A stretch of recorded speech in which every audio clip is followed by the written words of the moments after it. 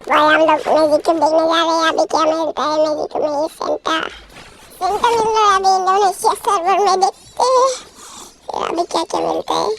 यहाँ पे बंदित बंदित बंडल भी देखना भाई। बंदित बंडल भी आएगा लेकिन लड़की का होगा भाई। देख ठीक है रुक जाओ अभी देखना। ऑल और बंडल है देखो। वो देखो प्रिंस भाई का बंडल। उसके बाद ड्रैगन अभी क्या गन का स्किन देके रखा है वो भी मैजिक क्यूब में। रुक जाओ अभी दिखाता हूँ मैं। वो देखो गोल्ड रॉयल का एक रेयर वाला बंडल देखना ठीक है। और एक बार आएगा गोल्ड रॉयल का रेयर वाला बंडल।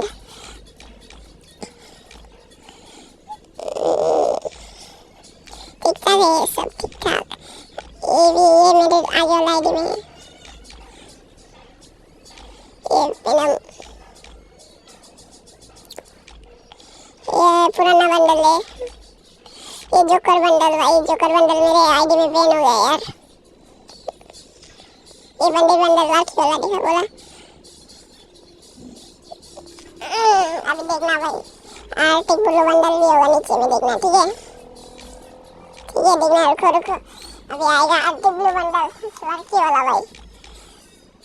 और लड़की वाला लड़का वाला आएगा। ये देखो मैं स्टेट बोर्ड डांसर भी बंडल है।